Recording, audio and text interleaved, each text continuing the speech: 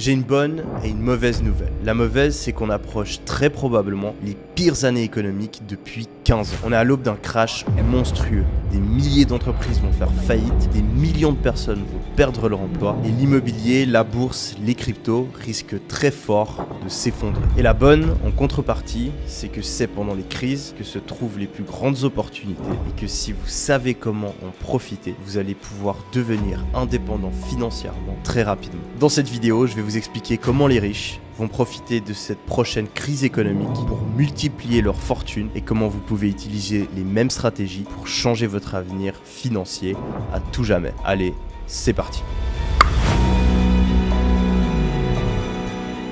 Les présidents, les économistes, les journaux, la télévision et même les youtubeurs sont tous en train d'annoncer la prochaine récession. 8% d'inflation, le pire début d'année en bourse depuis 50 ans et un ralentissement économique majeur. Tout va mal, mais la vraie question c'est comment est-ce qu'on en est arrivé là? Pour mieux comprendre, je vais mettre ma casquette d'étudiant. Et ouais, j'ai passé plusieurs années à étudier la macroéconomie et la finance à HEC et Harvard. Et on va voir ensemble rapidement le fonctionnement de la machine économique pour que vous puissiez comprendre pourquoi elle est si mal en plan. Depuis plusieurs centaines d'années, l'économie connaît une croissance constante qui est calée sur l'évolution de la productivité. Cette croissance de la productivité, elle s'explique de par le fait que les entreprises inventent de nouvelles technologies, optimisent leur façon de travailler et développent de nouveaux produits. Et tout ça, ça permet en moyenne à tout le monde d'être 3 à 4% plus riche par an. Sauf que cette évolution, elle n'est pas linéaire, elle progresse pas exactement toutes les années de la même manière. Des fois, l'économie va s'emballer, les gens vont s'endetter et dépenser toujours plus, et les entreprises vont elles aussi faire des prêts afin de pouvoir investir et répondre à cette demande croissante. À l'inverse, des fois les gens vont avoir peur et vont arrêter de dépenser et les entreprises vont être plus frileuses et arrêter d'investir, ce qui va faire ralentir voire même stopper la croissance. Et ça peut être très problématique car si on fait rien, l'économie peut littéralement s'arrêter pendant plusieurs années. Du coup, afin d'éviter que l'économie surchauffe ou s'arrête de fonctionner, l'État a un moyen d'intervenir. Ce moyen, c'est la banque centrale. La banque centrale, c'est la banque des banques. Elle est responsable d'une monnaie, elle va pouvoir contrôler sa production, l'imprimer et pouvoir la prêter à des banques commerciales, à des banques suisses stylées telles que l'UBS et le Crédit Suisse ou à des banques un petit peu moins bonnes telles que le Crédit Lyonnais ou le Crédit Agricole. Du coup, quand l'économie va trop vite, afin d'éviter qu'il y ait des bulles qui se créent, la banque centrale va augmenter les taux d'intérêt auxquels elle prête l'argent aux banques commerciales. L'argent va coûter plus cher à ces banques commerciales qui par la suite vont elles aussi augmenter les taux d'intérêt qu'elles vont proposer aux personnes qui veulent faire des crédits ou aux entreprises qui veulent investir. Résultat, ça coûte plus cher d'emprunter, les gens empruntent moins et dépensent moins, les entreprises investissent moins et produisent moins. L'économie ralentit et la banque centrale a atteint son objectif. Et à l'inverse, quand l'économie va mal, la banque centrale elle va baisser les taux d'intérêt, ce qui va encourager les gens à emprunter et dépenser et encourager les entreprises à réinvestir dans leurs activités. Mais des fois, quand l'économie est vraiment mal en point, ça ne suffit pas. Du coup, la banque centrale a encore un autre tour dans son sac. Vous vous rappelez, c'est elle qui maîtrise la monnaie. Elle peut donc décider d'en imprimer plus et l'injecter directement dans l'économie. C'est ce qu'on appelle du quantitative easing. Le problème, c'est que les gens qui gèrent cette banque centrale, c'est des humains et que tous les 30 ans, ils prennent la grosse tête. Ils deviennent trop confiants, abusent de leur pouvoir et ça va créer de gros problèmes. Suite à la crise des subprimes en 2008, ils ont donc décidé d'investir fortement pour relancer l'économie. Et ça a très bien marché. Les 10 années qui ont suivi ont été impeccables d'un point de vue économique. Alors quand le Covid est arrivé et que les gouvernements ont décidé de faire des confinements et de mettre en pause la moitié de l'économie mondiale, ils se sont dit qu'ils allaient faire la même chose. Ils ont baissé les taux d'intérêt à zéro, ils ont même devenu négatifs dans certains pays et ont décidé d'imprimer massivement pour stimuler l'économie. Et pour stimuler l'économie, ils se sont mis à imprimer une tonne de monnaie. Une énorme tonne de monnaie. 80%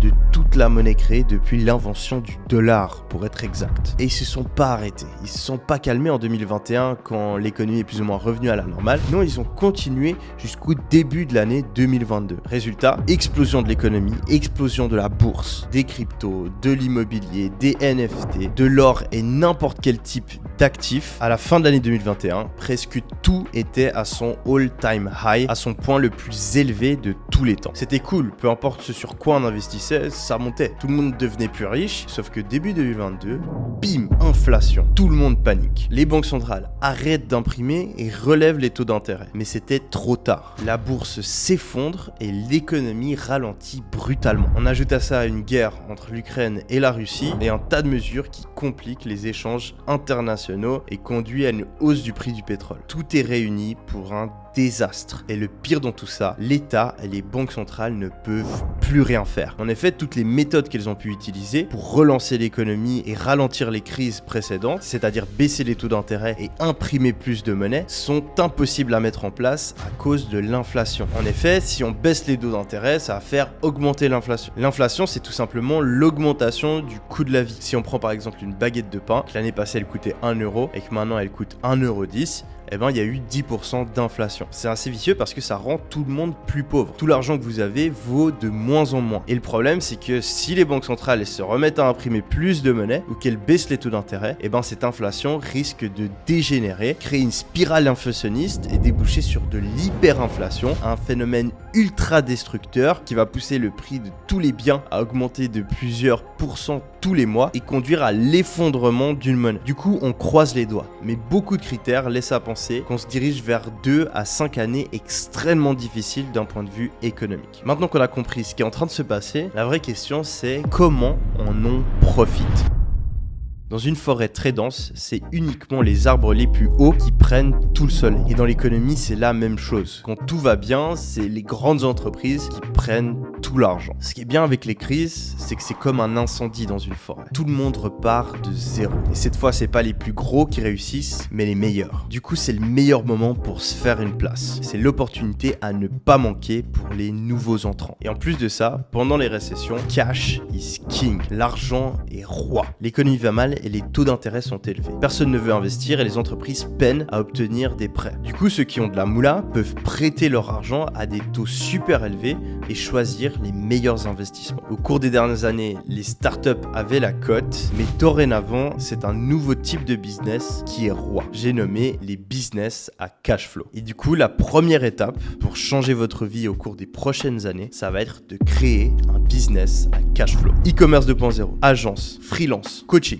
affiliation, Amazon FBA et j'en passe. Tous ces business-là ont un point commun. Vous pouvez être rentable dès la première vente. En plus de ça, ils nécessitent peu de capital pour se lancer. Vous pouvez le faire depuis chez vous, selon votre propre horaire et en parallèle de votre emploi ou de vos études. Et ces business sont d'autant plus efficaces pendant ces périodes parce qu'ils génèrent du cash, beaucoup de cash. Je sais de quoi je parle, c'est ces business-là que j'ai utilisés pour complètement transformer ma vie en quelques années. J'ai créé une agence de marketing digital et j'ai commencé à gagner 2000, 3000 euros en parallèle de mes études. Par la suite, je me suis lancé dans le e-commerce et j'ai commencé à générer plusieurs dizaines de milliers d'euros par mois. J'ai fait croître ces business-là, j'ai commencé à faire du coaching, puis des formations et j'ai réussi à devenir millionnaire en moins d'1 an. Aujourd'hui, tous mes business génèrent plus de 10 millions de chiffres d'affaires annuels. En saisissant les mêmes opportunités, en faisant preuve de détermination et en étant prêt à surmonter les obstacles, et ben vous pouvez vous aussi commencer à générer plusieurs milliers d'euros par mois en choisissant un de ces business-là. Et ça, c'est que la première étape. Car souvenez-vous, on est en récession. Et pendant la récession, il y a une opportunité à ne pas manquer. Et cette opportunité, c'est d'investir dans des actifs.